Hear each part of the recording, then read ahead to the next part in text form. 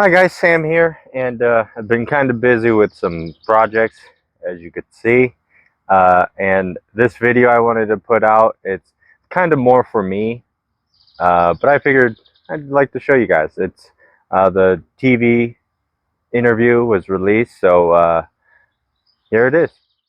One of the coolest things I've ever seen. I want to thank you so much for sharing it with us, and you gonna let me take it for a spin around the block? Sure. All right, perfect. Thank you. Very good. Thank you.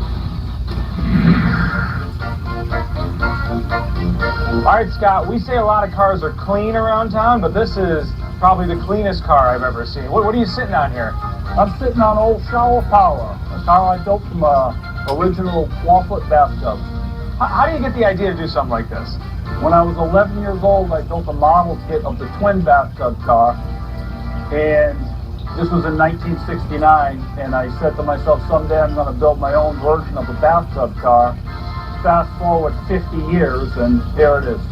So was the bathtub you found first, the engine? Where did it start? What was the thing you saw and you said, this is the time I'm going to build it? I found the bathtub first, laying in a ravine on its side.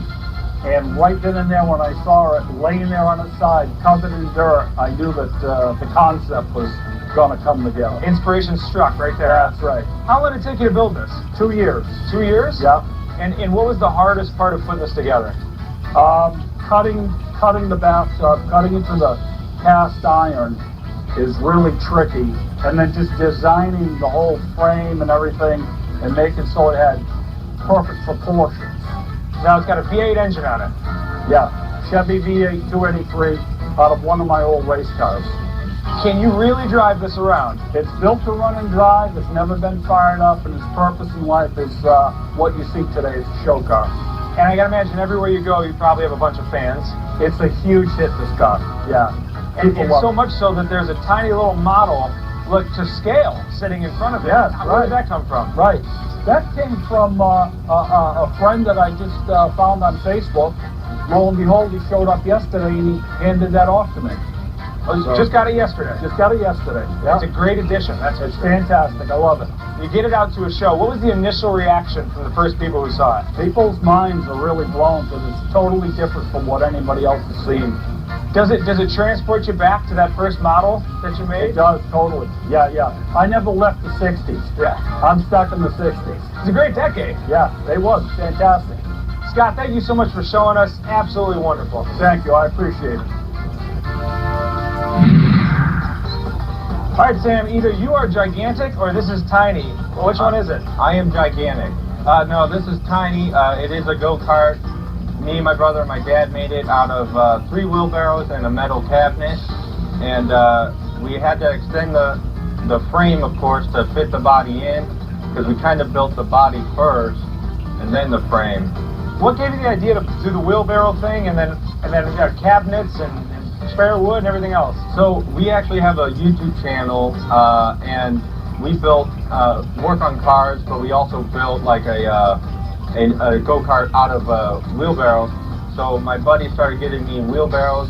I set the wheelbarrows aside because we thought we were going to just make more key buckets. And my dad was looking at it and he goes, hey, we can build a truck.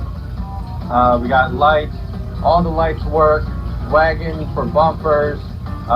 It has a remote start, blinkers work. So it's free legal, you can ride this on the street? No. When you first started, did you think you'd be building something like this on your third build? No. I honestly no. Like, all I gotta say is I don't know how we're gonna top this one. So we're gonna have to be on the drawing board for a while. So this and you don't look like typical Amish things. What are you standing in front of? What is it? This is the Thunder Buggy. This is a creation myself and my neighbor Mike built together. The original plan was to be something completely different. It was supposed to be a 4-wheel drive pulling truck. The engine I bought wasn't suited for that application. And we live in the largest Amish settlement in the United States, so we thought, why not a buggy? So it's a jet engine in the back of it? Yes, it's a genuine jet engine built by the Boeing company in the mid-50s. They quit building this particular engine in the late 60s. Did you ever think to yourself, this is too crazy, I don't think we should do this? No, I didn't actually. You know, other people told us we were nuts and like this, you guys are crazy. So we went ahead and did it just because of that. You know, it's kind of like that hold my beer moment. Oh yeah, love that. So how fast will it go? The top speed we've had it to is over 60 miles an hour. Wow. But we limit, you know, it to 50, 55, just because we don't know what speed rating is on buggy wheels. So the jet engine, I know it takes, like, if you're getting in a plane, it takes a little bit to get it going. Is that kind of how this works as well? Exactly the same way. Yep. And how long does it take to get to that 50, 60 miles an hour? That's usually a quarter-mile time. Okay. Yeah. We're not the fastest, but we're the coolest. It's definitely the coolest. What is your favorite part about this?